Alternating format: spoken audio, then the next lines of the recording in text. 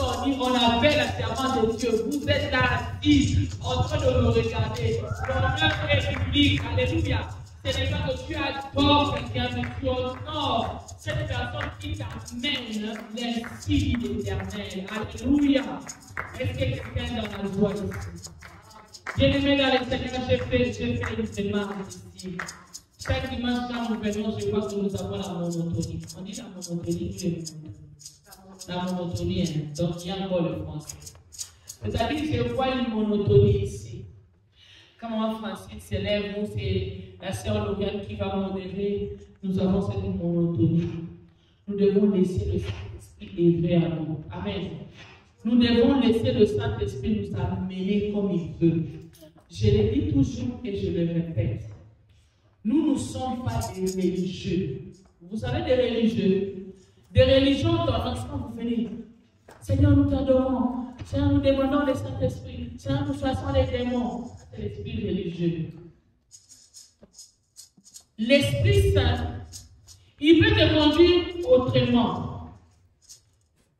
Je me souviens quand on était à Earth, j'ai parlé de ça. Et un jour, Maman Francine était venue, je crois 2 fois, elle nous a amené rien que de l'adoration. Jusqu'à la fini la modération. Amen, amen. Nous sommes arrivés au temps des témoignages. Qui a dit que nous devons, après la prédication, toujours donner une offrande? Ou c'est avant la prédication? C'est-à-dire, je veux que nous enlevons cet esprit religieux en nous. Et quand toi-même tu viens, tu sais, un enfant, si tu as préparé ton culte dans la maison, quand tu viendras à l'église, tu viendras dans une autre attitude. Tu sens vraiment que je suis venu prêt. Mais il y a des ceux-là toute la semaine, lundi jusqu'à samedi, distraits dans vos occupations. Et quand vous venez à l'église, ça dit que vous venez comme des gens déjà fatigués. Vous donnez le monde tout ce que vous voulez. Vous donnez le système américain, l'énergie, le corps. Vous vendez même vos âmes. Et quand vous venez chacun, moi quand je transpire beaucoup là, c'est parce que votre maman est entrée dans la phase de ménopause. C'est la ménopause qui me fait ça. Sans quoi je ne peux pas transpirer. Toi, j'ai dit à Nikita, mais les SI, si ce n'était pas les ménopauses là, je suis en forme. Donc le chaud là, ça me fait, c'est ça. Amen. Amen. Alors j'ai besoin que nous puissions changer. Si quand tu viens te rencontrer avec Dieu, prends ta faiblesse, dis faiblesse. Quand j'ai parti travailler pour l'homme là, j'étais fort. Parce que l'homme là, si tu commences à faire, what's wrong? Ah mon questeur. Mais ici, tu es comme ça. Devant la présence de Dieu. Soit tu es comme ça. C'est-à-dire Dieu, toi tu peux comprendre Dieu. Dis-moi, je suis fatigué. Dieu aussi est jaloux. Et tu peux me dire un grand amen. Nous allons nous asseoir. Amen. Je vois il y a des anomalies dans les corps de Maman Francine. Hein? Il y a la tête qui te fait mal. Nous allons prier pour toi. Tu touches la tête. Seigneur, au nom puissant de Jésus-Christ, tu as dit en ton nom, Seigneur, nous imposerons les mains aux malades et ils seront guéris. Laisse que, Seigneur, ce mot de tête puisse quitter son corps dans le nom puissant de Jésus-Christ. Je verse le sang de l'agneau à l'intérieur de son cerveau, que tout ce qui était anomalie puisse être maintenant correct au nom de Jésus-Christ. Amen. Amen. Nous allons parler de l'amour de Dieu aujourd'hui. Enfin, je voulais continuer le message de la fois dernière, mais le Saint-Esprit m'a convaincu de parler de l'amour de Dieu. Quelqu'un peut dire amour de Dieu? Vous savez, pour demeurer dans cette... Bon, quand moi j'ai dit avec l'église, c'est-à-dire toi et mon église, hein, pour demeurer dans cet ensemble, tu dois vraiment être un élu de Dieu. Je n'ai pas dit un appelé, j'ai dit un élu. C'est vrai que nous avons recommencé les ministères en 2021, mais j'ai dit pour que tu demeures ici, il faut vraiment que tu sois un élu. Amen. Vous savez, les gens sont tendance, quand ils viennent à l'église, il faut que tu puisses trouver dans ces rangées, chaque banc, même 2, 2, 3, 3, 3, 4, 4. Là, quelqu'un dit ici, Dieu est là. Il y a des places où tu pars comme ça, ils sont fous. Ils dansent, ils ont une équipe d'adorateurs. Ils ont les pianistes ici, ils ont les batteurs des drums ici. Mais avec les essais spirituels, tu vois qu'ici, les gens sont nus. Je vous dis, les gens sont nus. Quelqu'un, je peux dire au Seigneur, mes yeux, là, Seigneur, mes yeux. Tu vois des gens avec les habits qui dansent, mais en esprit, tu vois que ces gens sont nus. Et tu ne vois même pas l'option de Dieu. Vous savez, danser, être dans les émotions, n'est pas la présence du Saint-Esprit. Alléluia. Alors, je me demande quand tu viens ici, il faut savoir que tu as pris une bonne part. Amen. Hein? Tu as pris une bonne part d'être ici. Et vraiment, je demande maintenant, je lance aussi un appel. La sœur Candy avait dit, elle va commencer, elle était prête pour interpréter. Vous allez voir, je voulais commencer la prédication. Mais laissez me dire, nous n'avons pas les titres religieux. Laissez-moi dire ce qu'il faut dire. Alléluia. Nous devons voir sœur Candy vraiment en action. Hein, maman? Nous voulons te voir en action pour commencer à interpréter. Tu dois commencer à faire des exercices à la maison. You put on YouTube, you watch how you can be a very good translator, ok? Ça sera très important pour toi parce que je vois comme si ceux qui parlent plus anglais nous auront des difficultés. Si nous ne préparons pas cette mission qui est au début, ça nous sera difficile pour l'avenir. Et nous avons besoin de cela. Même la sœur Candy chante très bien. Donc, sœur Candy avec papa vont commencer aussi à faire des répétitions à la maison. Deux fois, papa est disponible, ce sont les enfants qui ne sont pas disponibles. Il y a un piano à la maison, donnez-vous le temps de commencer à chanter. Sœur Lauriane, tu as une belle voix, mais il faut donner des disciplines. Commencez à voir, même si tu as des temps libres, si papa est à la maison, il est disponible, toi, sœur Candy et papa va commencer à vous coacher, à voir des chansons où vous allez commencer à chanter ici. Et puis nous allons un peu quitter notre stade là de chanter seulement à Lingala. Parce que le patriarche là-bas ne connaît pas Lingala. Quand vous chantez en Lingala, il chante seulement, il dit, bon, on chante pour mon Dieu, mais il n'entend pas. Mais si vous chantez en français ou en anglais, les gens seront dans cette peau de connaître au moins qu'est-ce qu'on est en train de prononcer dans les chants. Amen, amen. Et le frère, mon petit-fils, il faut dans la lingala. Je dois parler soit en lingala ou en anglais parce qu'il ne comprend pas le français. Lui, il est né ici. Yaya chrétien. Her name is Christian. Chrétien. Christian. Next Sunday, anytime everyone stand here, you must take the camera, take the picture and the video. Okay?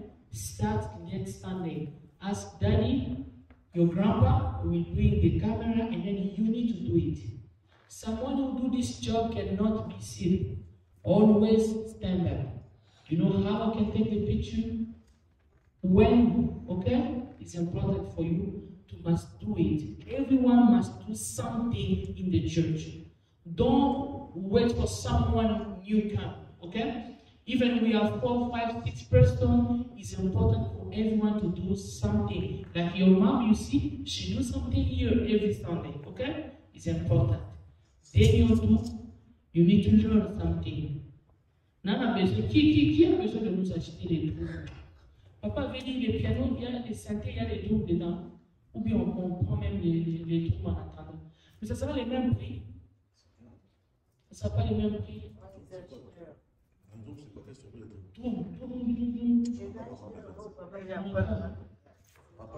C'est trop cher. Donc on a seulement dans les synthés. Pas parce que c'est cher, mais quand on aura le piano, tout ce qu'on peut jouer avec l'histoire là, on peut jouer sur le piano. Ok. Alors nous attendons les gens. Maman, tu avais dit pour les synthés, nous t'attendons. Qui veut encore ajouter? Ce que nous voulons faire, ça c'est pour le gens du premier, le propriétaire. Nous ne voulons pas toucher les synthétiseurs d'autrui. Parce que vous savez, quand tu peux toucher, oh non, il y avait une touche qui était là, qui était enlevée. Nous ne voulons pas être dans les désordres. Nous voulons voir le nôtre. Alors, ceux qui ont promis, qui ont eu l'engagement, tenez à ce que d'ici la fin du mois, que nous puissions avoir cela, c'est pour la gloire de Dieu. Vous savez, ça aide aussi à quelqu'un quand tu viens à l'église, ça te donne aussi la force quand tu écoutes la musique, adorer le Seigneur avec le synthé aussi. Amen, amen. Qui va ajouter encore les gens qui ont promis? Les gens ont eu déjà des textes aussi. Hein. Je vous ai à l'œil. Hein. Vos actions de grâce, vos dîmes, vos offrandes, je ne vois pas ça. Mais moi, on me dit, priez. Maman, j'ai des problèmes, priez. Mais quand vous avez l'argent pour prier. Oui, papa. Ah, je vais vous envoyer les numéros des aides de papa. Ok. Merci beaucoup. Que Dieu te bénisse, mon patriarche. Amen. Amen, amen. Est-ce que vous êtes là? Vous voyez qu'on n'a pas d'études. Moi, je n'ai pas eu de taxes. Pardon? Moi, je n'ai pas eu de taxes. Elle aussi, elle n'a pas eu de taxes. Non, moi, ce n'est pas pour toutes les personnes. Parce qu'ils disent que moi, je travaille beaucoup. Oui, c'est ça. Ça, c'est un pays où le qu'on encourage. On te vole encore. C'est ça. C'est moi qui paye. C'est pas normal. Et surtout que vous êtes seul. Si j'étais avec la famille, dans le second. C'est ça, oui. C'est le système. Parce que je ne dois pas voir ça. C'est comme ça, ces pays. C'est comme ça. Mais nous savons une chose, c'est aussi un moyen pour eux de rendre quelqu'un pauvre. Parce que si vous travaillez peu, vous ne pouvez pas aussi évoluer. Non, mais maintenant, quand vous travaillez beaucoup, on vous prend encore les taxes et que vous devez leur payer. Donc, c'est comme si vous êtes esclave. C'est ça.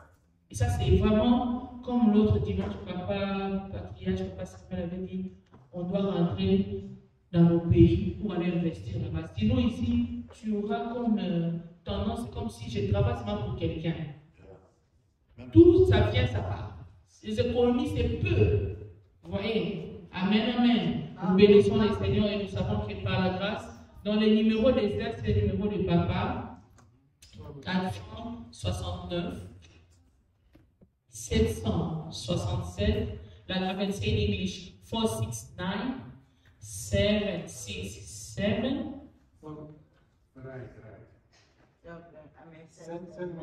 Ok. On va envoyer ça à la fin. Amen, amen. Alors nous allons nous lever pour lire la parole de Dieu.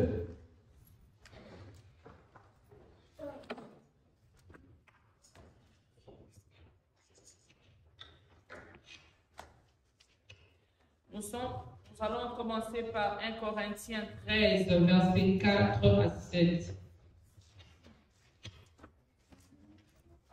1 Corinthiens 13, versets 4 à 7.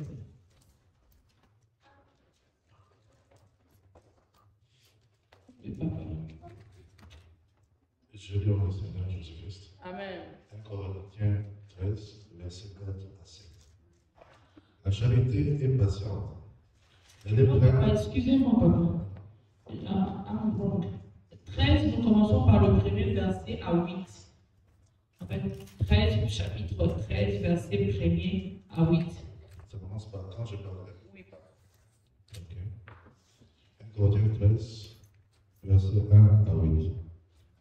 Quand je parlerai les langues des hommes et des anges, si je n'ai pas la charité, je suis un airain qui résonne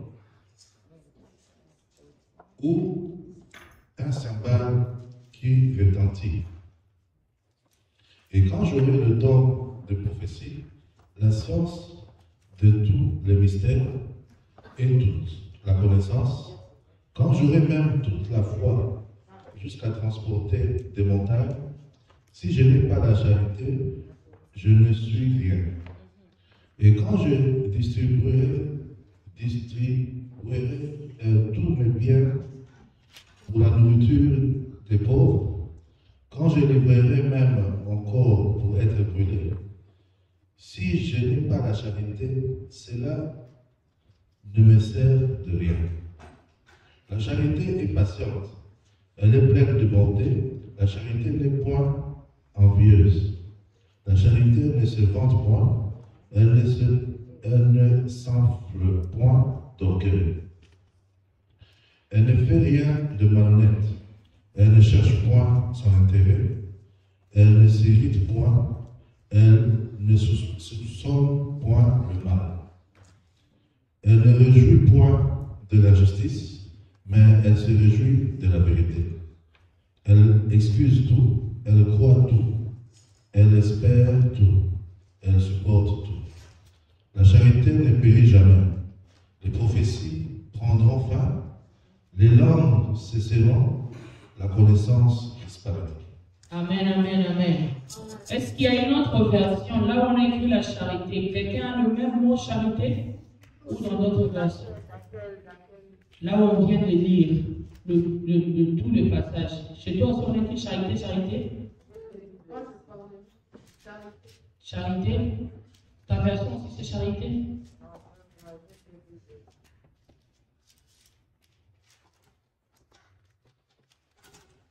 Kenny, did you read it? Tu as lu? I don't understand numbers and French. I don't understand numbers and French. Oh, I was talking about 1 Corinthians 13, 1 to 8. Amen, amen. Nous allons nous asseoir en attendant que Maman Francis cherche une autre version. Éternel Dieu, nous recommandons ces instants entre tes mains. Parle à ton peuple, oh Dieu, que le monde humain qui sera peut-être limité, mais Seigneur, nous demandons à ce que tu nous donnes de mots justes. Enfin, Seigneur, oh Dieu, d'éliminer nos voix et de nous faire comprendre ta volonté dans le nom de Jésus-Christ. Amen. Bien-aimés, la Bible nous parle. Qui d'abord a écrit le livre de Corinthiens? Okay. Il dit, quand je parlerai de langue des hommes et des anges, si je n'ai ni la charité, je suis un airain qui résonne ou une cymbale qui retentit. Et quand j'aurai le don de prophétie, la science de tout le mystère et toute la connaissance, quand j'aurai même toute la foi jusqu'à transporter des montagnes, si je n'ai pas la charité, je ne suis rien. Et quand je distribuerai tous mes biens pour la nourriture de pauvres, quand je livrerai même mon corps pour être brûlé, si je n'ai pas la charité, cela ne me sert de rien. Alléluia. Oui, papa. La version anglaise, dans cette église ici, Dieu ouvert, ça n'est pas la peine de charité, ça parle de l'amour. Amen. God bless you, Daddy. C'est ce que je voulais. Dans ma version, on parle de la charité, mais si vous êtes quelqu'un bon lecteur de la parole de Dieu, vous allez comprendre qu'en réalité, on ne parle pas de la charité, on parle de l'amour. Et bien aimé dans le Seigneur, je veux que tu me regardes aujourd'hui, que tu comprennes quelque chose. Mais je vois des gens dans ce pays, dans ce monde, qui font les ONG. Des organisations qui partent pour soutenir des orphelins, de femmes veuves. Ils disent qu'ils font de la charité, n'est-ce pas? Ils partent faire le don. Si je donne à quelqu'un quelque chose ici, il me dira, maman fait de la charité. Il a fait un don. Mais ici, la Bible parle, Paul est en train de dire, combien même je donnerai tous mes biens aux gens, sans la charité, je ne serai rien. Alors, je suis en train de faire analyser mon esprit, de comprendre que la charité n'est pas le fait de te donner l'argent, ni le bien, ni le don. Quelqu'un est avec moi? Parce que j'entends les gens dire, vous partez faire même, une main de compassion en Afrique, vous prenez les enfants de photos, de vidéos, vous venez dans les réseaux sociaux, regardez, on était parti faire la charité. Alors quelqu'un dit, la Bible dit, si tu ne fais pas la charité, même quand tu parles les langues du ciel, tu prophétises, c'est rien, il faut faire la charité. Je comprends que les gens sont dans l'ignorance. Quelqu'un peut me parler de l'ignorance? Parce que si c'était de ça que le Seigneur voulait dire dans ce passage, selon Paul, c'est que Paul n'avait pas dit, et quand j'aurai les dons de prophétie, non, dans 3, et quand je distribuerai tous mes biens pour la nourriture de pauvres, quand je livrerai même mon corps pour être brûlé, si je n'ai pas la charité, cela ne me sert de rien. Paul n'allait pas dire ça. Paul allait dire aux gens, vendez vos histoires, donnez ça aux pauvres. Mais en réalité, le Seigneur veut tirer quelque chose de nous aujourd'hui. Bien-aimé, la charité dont la Bible parle, c'est de l'amour. Bien-aimé, je peux te donner l'argent. Je peux te donner le bien. Je peux te donner quelque chose. Je peux te donner, maman Jolie, j'aime ton chaussure, je te donne. Maman Jolie, tu n'es pas un endroit pour habiter. J'ai dit, viens, Yaya. Nous allons finir comme ça dans la maison. Ça ne sera pas ça de la charité, ni de l'amour. Parce que la charité, vous avez entendu dans l'autre version anglaise, on parle de l'amour. Bien-aimé, la charité, c'est l'amour. Et cet amour doit être inconditionnel. Et cet amour, ce n'est que l'amour de Dieu. Alléluia. Bien-aimé, Dieu, lisez cela pour que je puisse aller rapidement. Nous connaissons cela, Jean 3,16. Car Dieu a tant aimé le monde qu'il a donné son Fils unique afin que quiconque croit ne périsse point, mais qu'il ait la vie éternelle. Dans d'autres versions, la vie en abondance. Écoute ce que j'ai à te dire aujourd'hui. Dieu nous a aimés et il nous a donné un Fils. Les gens qui nous aiment dans ce monde bien-aimé, ils n'arrivent pas à nous donner ce que Dieu peut nous donner. Paul parle en termes de l'amour, de choses de bien de ce monde. Paul parle de matériel. Il dit même si j'ai brûlé mon corps. Donc Paul est en train de rejoindre même ce que je peux faire. C'est-à-dire même le sang de Paul ne peut pas te donner le vrai amour. Quelqu'un est avec moi. C'est quand quelqu'un dit même si j'ai brûlé mon corps. C'est-à-dire quand tu brûles le corps, le sang coulera. Paul allait nous dire que même si lui, Paul, il pouvait brûler son corps, pour nous parler du véritable amour, personne ne peut accepter. Et puis ça sera inconcevable. Parce que le sang de Paul ne peut rien faire, ne peut pas te racheter. Alors je parlerai à quelqu'un aujourd'hui. Le véritable amour, c'est le véritable amour que Dieu nous a donné par Jésus-Christ. Quelqu'un peut dire un amen. Bien-aimé, tu peux tout donner.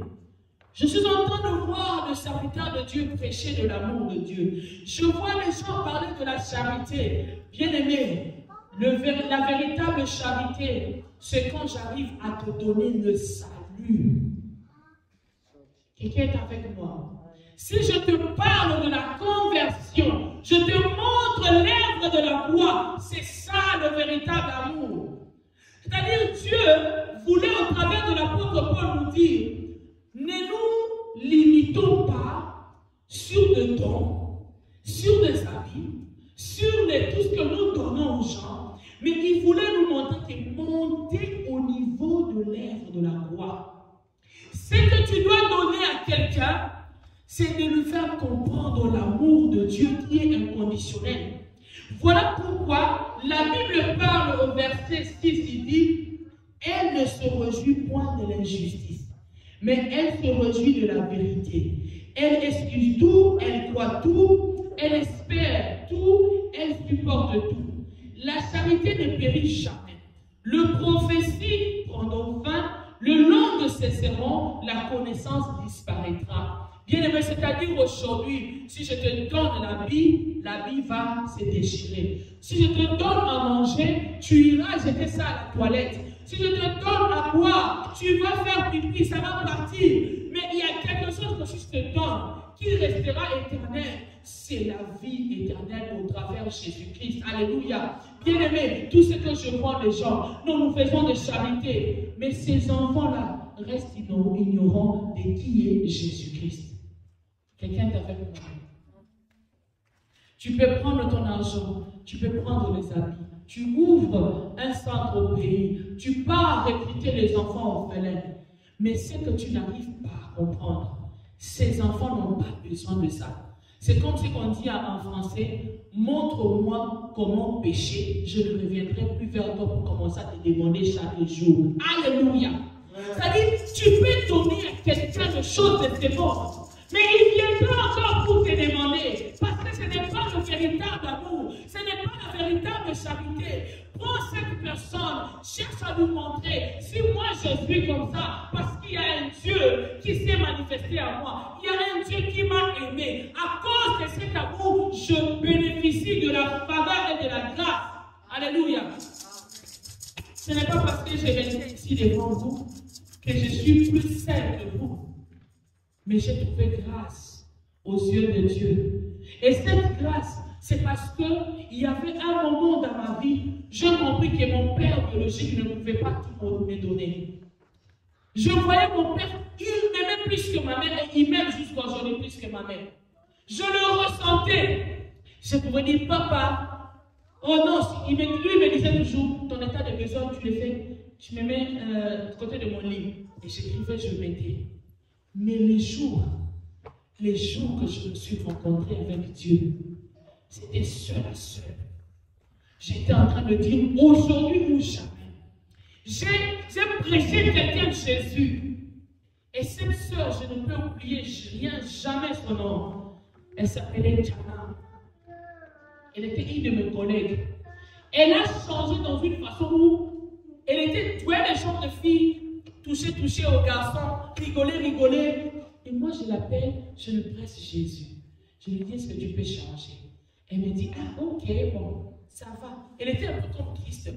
Quelques semaines, la soeur qui commençait à venir, quand un garçon fait rigoler avec le Tchana, oh, s'il te plaît, tous en rigolo. Oh, elle change, elle ne parle plus beaucoup, elle ne rigole plus. Et le professeur demandait, qu'est-ce qui s'est arrivé? Moi encore, je m'approche de la soeur, je dis, est-ce que tu peux me dire qu'est-ce qui s'est passé? Et elle me regardera et me dira, mais c'est toi qui m'as apprécié, Jésus. Tu n'es plus encore d'accord de ce que je suis devenue. C'est ton Dieu qui m'a fait comme ça. Ah! J'ai dit non. Seigneur, aujourd'hui, fais-moi aussi comme cette sœur. Je suis rentrée à la maison. C'est que j'avais besoin dans mon cœur. Mon père biologique ne pouvait pas me le donner.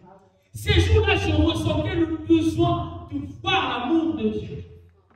Bien aimé, je suis entrée dans ma chambre. J'ai dit aujourd'hui, personne n'entrera dans cette chambre. Je bloque. J'ai commencé à prier. Je ne me rendais pas compte. Peu à peu. C'était 20 heures.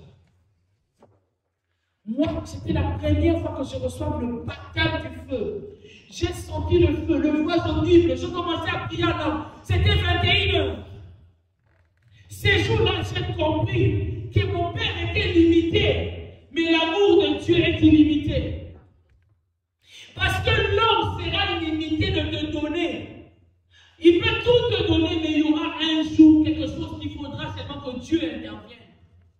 Et quand j'ai prié ces jours-là, c'était la première fois que je sens l'amour de Dieu, bien-aimé. Tu es avec moi ici, mais je ne sais pas si tu as déjà senti l'amour de Dieu. La deuxième fois dans ma vie, sentir l'amour de Dieu, c'est, j'étais triste, je priais, j'ai senti de mains.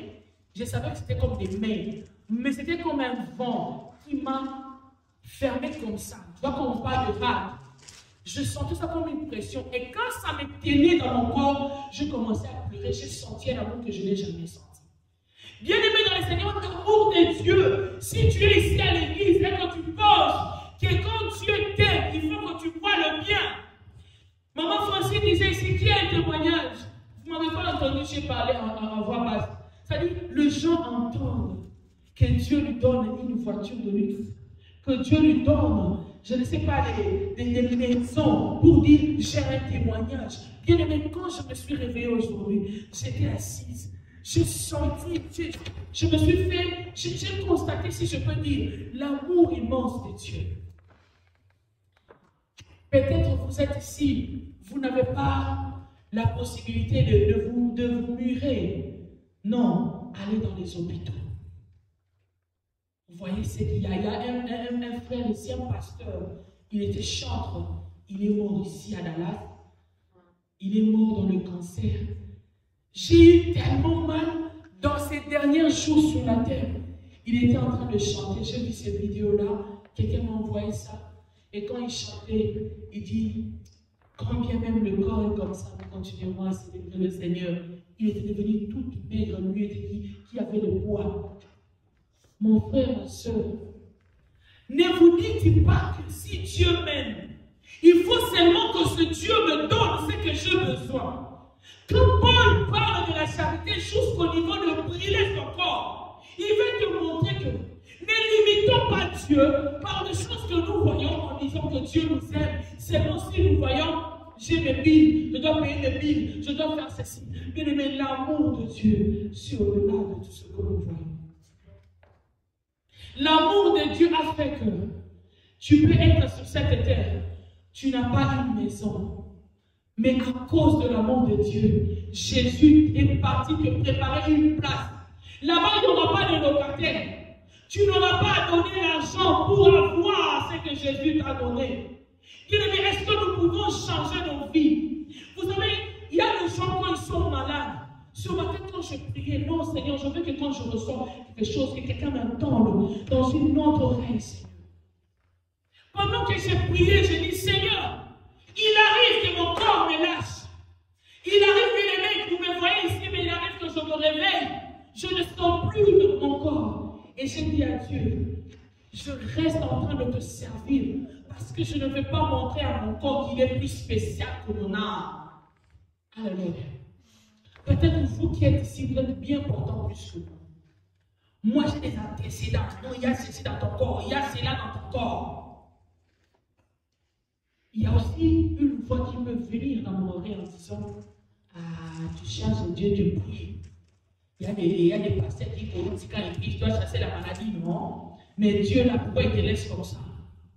Mais l'amour de Dieu, pour moi, c'est au-delà de tout ce que je ressens dans mon corps. Chaque fois que je me tiens ici, parce que je ne veux pas donner à mon corps une excuse. Le Dieu qui me connaît, vous savez, si Dieu qui te connaît, il est arrivé à te donner Jésus. Jésus, qui s'est sacrifié pour toi. Qu'est-ce qui manquerait à ce Dieu de te donner l'argent ou la maison? Qu'est-ce qui manquerait à ce Dieu de te donner la santé? Bien aimé, des choses que nous demandons souvent, nous ne demandons pas selon la volonté de Dieu. Nous demandons parce que nous les voulons, sans être dans la révélation de la volonté parfaite de Dieu. Tu peux dire, je veux un enfant, je veux un enfant. Mais est-ce que tu as demandé à Dieu si l'enfant-là pourrait t'amener un malheur dans la vie?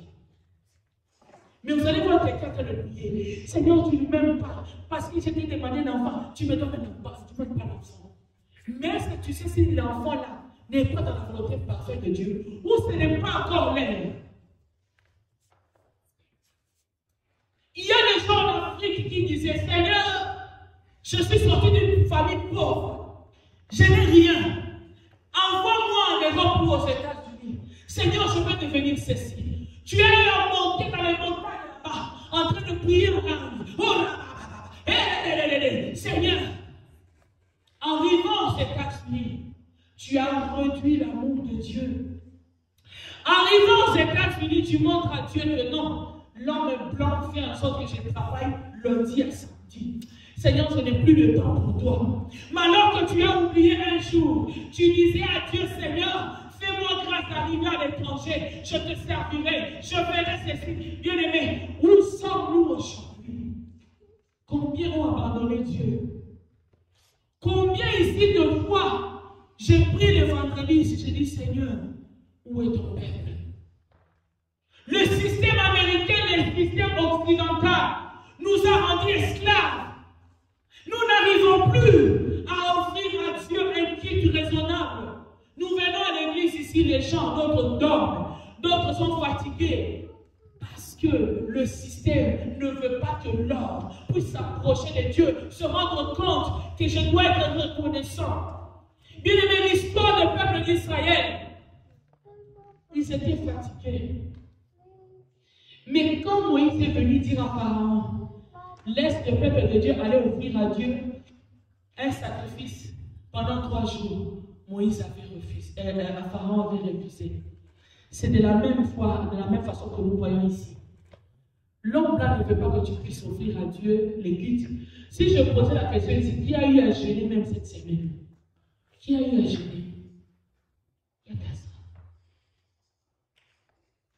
Parce que si je gêne, quand je vais aller travailler, je ne serai pas. Moi, j'ai eu une fois à travailler quelque part, je crois, à Saint-Yves. J'avais 40 jours de jeûne ici dans ce pays. Arrivé à l'heure de pause, je voyais les gens manger. Tu vois les gens manger. Toi, tu ne peux pas manger. Et je ne prenais que de l'eau. Je ne prenais que de l'eau. Parce que je travaillais, je crois que c'était 15 heures à minuit. Mais à 15 heures, je n'avais pas encore fini le jeûne. Je dois ouvrir à 18 heures. C'est-à-dire que l'heure de lunch, là, je cherche. Et puis, j'amenais rien à manger des chips et des sucrés pour avoir mon énergie. L'amour de Dieu est au-delà de nos amis, est au-delà de ce qu'on donne, est au-delà de la charité humaine. L'amour de Dieu, elle ne soupçonne pas. Elle est accompagnée de la vérité qui est de Christ. Ne limitons pas Dieu. Souvent, je me rends compte, je dis Seigneur, quelque part dans ce monde, il y a des gens puissants que moi, dont toi tu prends chaque jour. Ils sont dans le bonbon, ils sont dans le coma, ils sont dans le, je ne sais où, dans le, on appelle ça quoi, dans les oxygènes. Il y a les autres qui entrent dans le morgue. Ma soeur, mon frère, nous sommes ici. Pourquoi nous sommes bien contents? Pourquoi nous sommes debout à la chair? Parce que c'est l'amour de Dieu qui fait encore que la miséricorde soit sur nous. Mais ne réduis plus l'amour de Dieu face à tes besoins ou à tes désirs. Combien ont abandonné Dieu en disant « Je ne veux plus prier parce que le Seigneur devait me donner ça et il ne me donne pas. » Combien sont fatigués de Dieu? Mais moi, tant que je suis là, même si je priais pour toi, je ne serai jamais Jésus-Christ. Alléluia. Je ne serai jamais Jésus-Christ. Je serai limité comme Paul a été limité. Paul pouvait tout donner, il pouvait écrire beaucoup d'épîtres dans la Bible.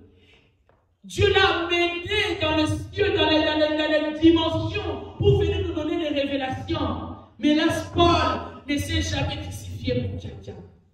Paul ne peut jamais te donner pour quelqu'un. Alors, bien aimé, je veux te dire une chose. Chaque fois que tu pries, chaque fois que tu ne reçois rien, ne limite pas Dieu, parce que tu n'as pas encore reçu ce que tu demandes. Même si tu ne recevais pas ce que tu demandes dans le présent, sache que les choses à venir sont cachées. Il y a ce que Dieu t'a gardé comme provision. Il y a ce que Dieu a gardé pour toi. Bien aimé, le moment que tu passes dans la présence de Dieu te permettra aussi à comprendre pourquoi Dieu ne m'a pas encore donné. Pourquoi je n'ai pas encore reçu ceci. Mais ne te dis pas que moi je suis fatigué. Je travaille depuis, je ne vois rien. Bien aimé, je dis, qui habite dans le conseil de Dieu? Qui habite dans le Parlement céleste? Qui peut donner à Dieu des injonctions? Qui peut dire à Dieu, bon, comme tu ne m'as pas donné ceci, je ne ferai plus ça. Mais pendant que tu diras à Dieu cela, c'est toi qui perdras. Parce que lui, c'est lui qui a soufflé dans tes narines pour que tu sois un être vivant. Et nous ne devons jamais remettre en cause l'amour de Dieu parce que nous ne recevons pas ce que nous demandons. Even you are sick. Pour Dieu, il donne ou il guérit à son temps. Ça, tu dois le mettre dans ta tête. Ce que Dieu donne, ce n'est pas comme Jésus disait aux disciples, je vous donne ma paix. Pas comme le monde vous la donne. Le monde pense, quand il va donner l'argent à quelqu'un, c'est que je donne la paix à cette personne. C'est ça la véritable charité. Et je suis en train de vous le dire aujourd'hui, parce que pendant que l'Antichrist régnera sur la terre, il viendra avec la charité de ce monde. Avec un message rempli de paix. Non, l'économie a fait ceci, je vous donnerai cela. Bien-aimé, tout ce que tu auras ne pourra pas te donner le ciel, ne pourra pas te faire accéder dans le royaume de Dieu. Nikita, ce n'est pas une erreur que Dieu te fasse naître dans le ventre de cette femme. Ce jour-là, Nikita nous disait à son père, tous mes amis quittent Erwin, ils déménagent, ils ont des maisons, ils ont ceci. Pour elle, étant un enfant, ça peut paraître normal. Elle n'a ni pas où parler.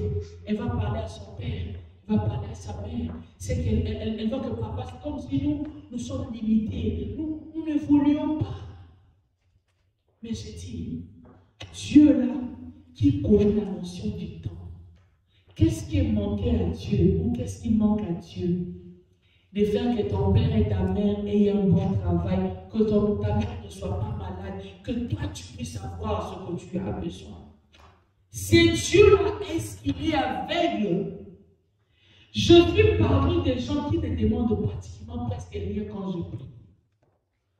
Vous savez, quand tu as la connaissance de la parole de Dieu, il arrive que tu n'arrives plus à demander. Moi, quand je prie, en fait, c'est ma sainteté que je demande. C'est ma sanctification au quotidien. En fait, chaque fois que je veux demander quelque chose à Dieu, j'entends qu'on me dit, mais Dieu connaît ça, pourquoi tu veux demander? C'est-à-dire que quand un enfant de Dieu commence à demander à Dieu, c'est-à-dire qu'il a fait le constat, c'est comme si Dieu ne le voit pas. Parce que si Dieu me voit, même dans les silences, Dieu peut agir. Je veux te donner un exemple. Mon mari, nos enfants, même si ces jours-là nous avons accueilli les gens après l'activité, Sœur Laurent, est venu à la maison, non? Vous avez mangé. Est-ce que vous avez amené toute la nourriture dans vos maisons? C'est-à-dire, même s'il y avait un enfant qui n'était pas là, ou qui n'avait pas mangé, il ne va pas se soucier. Parce que quand vous allez partir, étant citoyen de la maison, étant enfant de la maison, étant héritier, il entrera dans la cuisine, va prendre tout ce qu'il veut prendre pour manger, en disant que quand les gens étaient venus, moi je n'avais pas mangé, et personne ne pourra me faire du mal. C'est la même chose avec Dieu. Nous sommes ses enfants, mais nous, c'est comme si nous nous sous-estimons, ou nous ne croyons pas que nous sommes enfants de Dieu, que nous avons de droit. L'amour de Dieu doit commencer à te faire comprendre que si je suis encore comme ça, je n'ai pas encore eu ça, c'est-à-dire ce n'est pas mon temps. Papa n'a pas encore autorisé. Bien aimé, changeons notre vie. Le diable, chaque jour, il te montre, Dieu ne t'a pas donné ceci. Ah, tu vois, tu cherches le mari, tu n'as pas de mari. Regarde ta fille. Le diable va te montrer toutes les anomalies que tu as. Mais ce qu'il ne pourra pas te montrer, c'est l'amour inconditionnel de Dieu. C'est que le diable ne saura pas te montrer que quand tu voulais peut-être virer à gauche, il y avait déjà l'ange de la mort qui était là, voulait que tu commettes l'accident. Et que Dieu a précipité ses anges pour te protéger. Quand tu pars au travail, j'ai vu dans mes yeux un jour au GameStop, une fille qui venant de sa maison à l'aise. Mais là, elle a coupé son doigt. Elle se rendait même pas compte. Elle a fait le portier comme ça. Comme il fallait tellement voir, les doigts étaient déjà tombés. Elle continuait à marcher. Elle avait le mouvement de faire ça. Les sangs aussi faisaient comme ça. Et les gens disaient, hey, Ozoki, hey, tu t'es blessé, non? Et elle se regarde comme ça. Elle n'a plus de doigts. Histoire vraie. C'est à ce moment qu'elle se rend compte que je n'ai plus de doigts. Elle commence à pleurer. Les policiers sont sortis, amenant des gaz, tout ça. On regarde le doigt. Les doigts est resté en bas. Mais quand elle avait quitté sa maison, elle savait qu'aujourd'hui, mon doigt va se couper au travail. Combien de fois, peut-être que tu as risqué des accidents comme ça, mais papa a suscité des anges pour te protéger. Combien de fois, tu te laves dans ton baignoire, vous savez les baignoires glissent.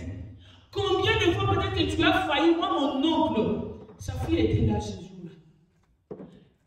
Il est mort parce qu'il avait glissé dans le baignoire, par la tête.